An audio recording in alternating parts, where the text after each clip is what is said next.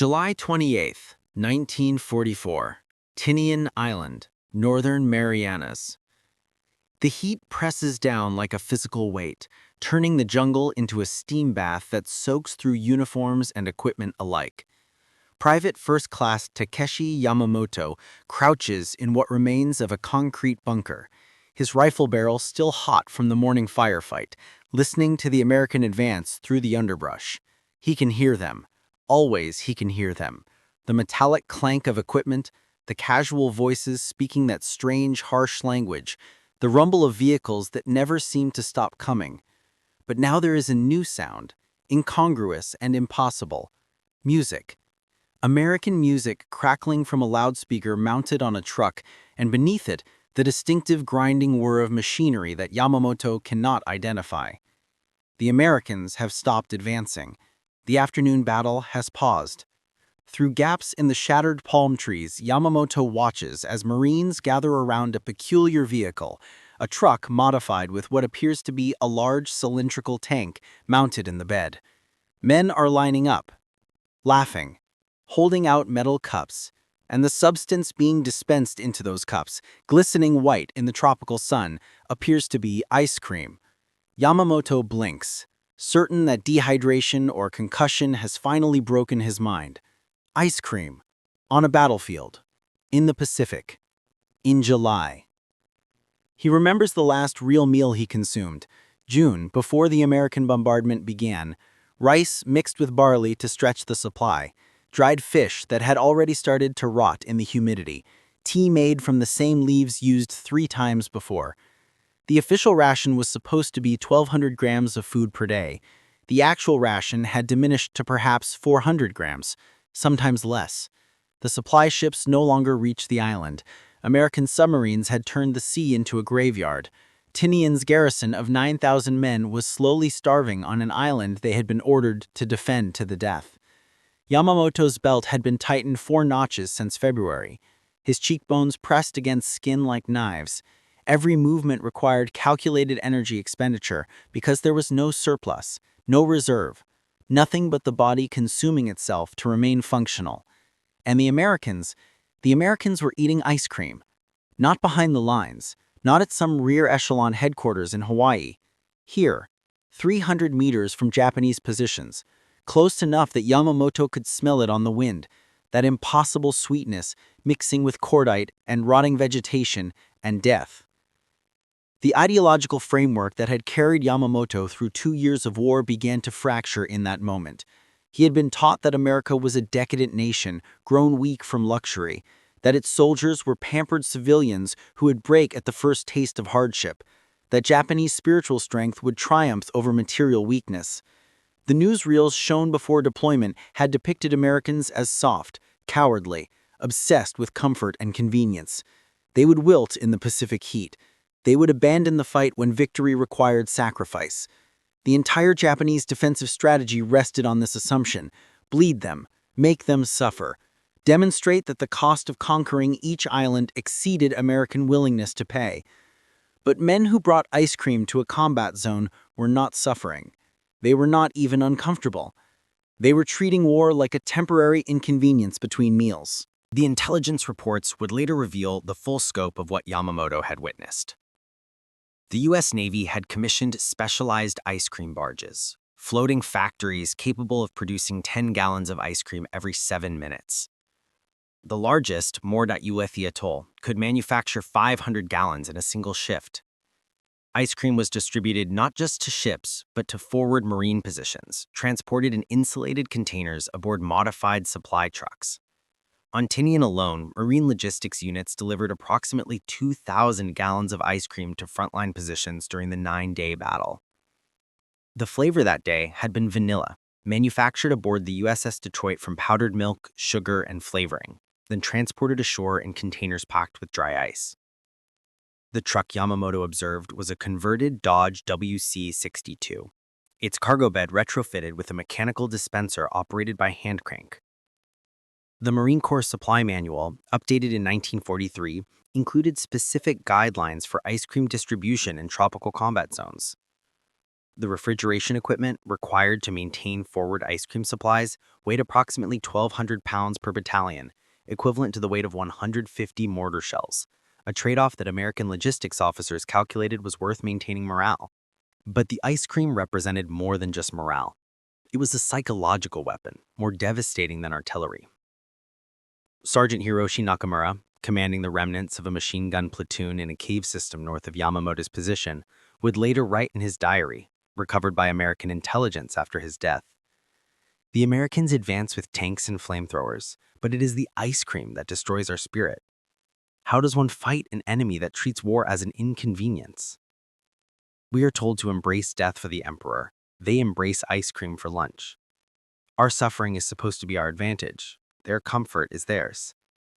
I no longer understand this war. The diary entries ceased 3 days later. Nakamura's position was sealed by flamethrower teams on August 1st. His body was never recovered. The transformation of understanding occurred in stages, each revelation building upon the last. First came the ice cream. Then the American wounded, evacuated by Jeep ambulance within minutes of being hit, while Japanese wounded lay in field hospitals without morphine, without anesthetic, often without even clean bandages. Then the American artillery, firing shells that seemed infinite in supply, while Japanese gunners rationed ammunition to 5 rounds per day. Then the American airstrikes, coordinated by radio with such casual precision that Marines could call in bombing runs on targets 200 meters from their own positions without apparent error. Then the American rations, captured K rations and C rations that contained cigarettes, chocolate, canned fruit, instant coffee, sugar tablets. More calories in a single American daily ration than a Japanese soldier received in 3 days. The material disparity was so vast it transcended military significance and became philosophical.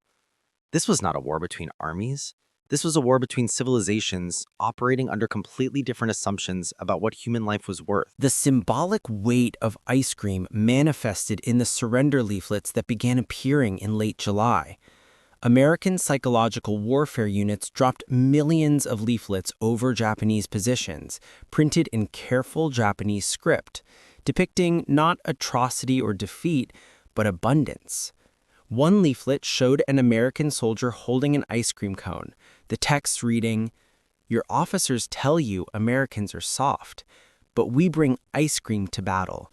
We can afford this luxury because our strength is limitless. You are starving in caves. We are eating dessert in the sun. This is not victory. This is reality. Surrender and live." Yamamoto found one of these leaflets on July 30th. He stared at it for an hour, unable to formulate a counter-argument that made sense. The emperor's soldiers were taught that death before dishonor was the highest virtue. But the Americans had inverted the equation. They considered preserving their soldiers' lives and comfort to be the highest virtue, and they possessed the industrial capacity to enforce that value system even in the middle of a combat zone. Japanese military doctrine emphasized spiritual superiority as compensation for material inferiority. The Senjin-kun military code, issued in 1941, explicitly stated, "Do not live in shame as a prisoner. Die to maintain honor." Suffering was meaningful. Hardship built character. Sacrifice demonstrated loyalty. But here was the terrible revelation. The Americans were winning without suffering, without significant hardship, without the kind of total national sacrifice that Japan had embraced. American factory workers were not starving. American cities were not being firebombed. American supply chains delivered ice cream to the front lines, while Japanese supply chains had collapsed entirely. The spiritual superiority that was supposed to compensate for material weakness meant nothing when the material disparity was this absolute. You cannot defeat ice cream with Bushido. You cannot sink ice cream barges with courage. You cannot counter industrial abundance with spiritual conviction, no matter how pure that conviction might be. Takeshi Yamamoto survived the Battle of Tinian by retreating into the island's interior with a small group of stragglers, evading American patrols for 6 weeks before finally surrendering on September 12, 1944. He weighed 89 pounds. He had dysentery, malaria, and scurvy. The American medics who received him provided immediate treatment: sulfa-aminolide for infection, plasma for shock, clean water, and canned beef stew heated over a field stove. Within 2 hours of surrender, Yamamoto was eating hot food for the first time in 3 months. Within 6 hours, he was aboard a hospital ship with clean sheets and morphine for pain. Within 24 hours, he understood that the war had been lost before it began, that the gap between Japanese and American logistics was not a matter of temporary disadvantage, but fundamental civilizational difference. The Americans could afford to treat enemy prisoners better than Japan treated its own soldiers.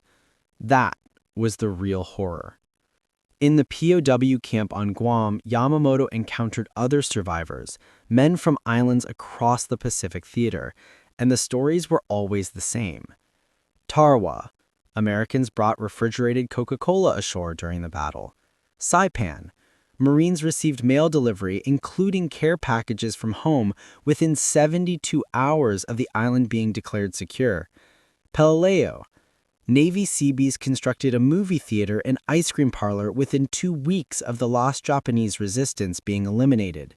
The pattern was consistent and damning. America was not just winning. It was winning casually, almost accidentally, with a fraction of its industrial capacity devoted to the Pacific while simultaneously fighting Germany and producing enough surplus to send ice cream to men dodging machine gun fire. Japanese intelligence had predicted American war weariness, had counted on democratic softness, had assumed that a nation of comfort lovers would negotiate peace rather than endure years of island combat. But the Americans had eliminated the suffering from war through sheer industrial excess. They had made combat tolerable by bringing civilization with them: ice cream, cigarettes, movies, mail, hot food, immediate medical care. They had removed the primary weapon Japan possessed: the ability to make the enemy suffer more than they could endure. Yamamoto would be repatriated to Japan in 1946, returning to a nation of ashes and starvation, where cities had been reduced to rubble and the survivors ate grass to survive. He would work as a translator for the occupation forces, watching as American supply ships unloaded food, medicine, and construction equipment in quantities that dwarfed anything Japan had possessed, even at the height of empire. He would see Japanese children lining up for handouts from American mess halls, receiving chocolate bars and chewing gum from soldiers who treated occupation duty like an extended camping trip. And he would remember July 28, 1944, watching through jungle undergrowth as Marines ate ice cream 300 meters from his starving position, understanding for the first time that Japan had challenged a power that measured its strength not in how much its soldiers could endure, but in how much comfort it could deliver to the farthest edges of the world. The ice cream had been a message, though the Americans probably did not intend it as such. It said, "We are so powerful that we can afford to be comfortable even in combat. We are so wealthy that we consider ice cream a necessity, not a luxury. We are so confident that we do not need to make our soldiers suffer to make them strong. Your suffering means nothing to us because we have eliminated suffering from our equation of war." That message, delivered in frozen sweetness under a tropical sun, destroyed Japanese morale more efficiently than any bomb. You can train men to face death. You can indoctrinate them to embrace sacrifice. You can convince them that suffering is virtue and hardship is honor.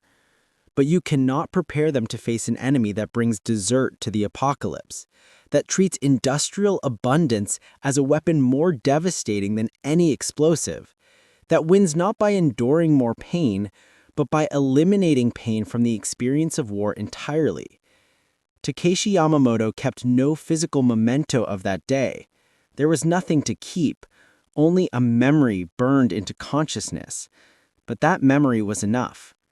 The memory of ice cream on a battlefield, impossible and real.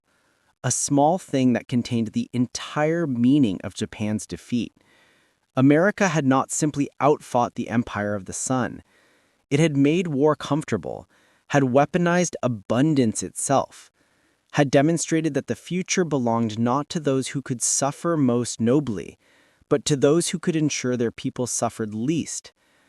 The ice cream melted in the Pacific heat, consumed in minutes, forgotten by the Marines who ate it. But for the Japanese soldiers who witnessed it through rifle sights and artillery craters, it remained forever. A frozen monument to the unbridgeable distance between two worlds, one built on scarcity and sacrifice, the other on surplus so vast it could afford to waste calories on pleasure in the middle of death. That was the true weapon America brought to the Pacific. Not the bombs, or the ships, or the planes, but the casual certainty that life should include sweetness even in hell, and the industrial capacity to make that certainty real.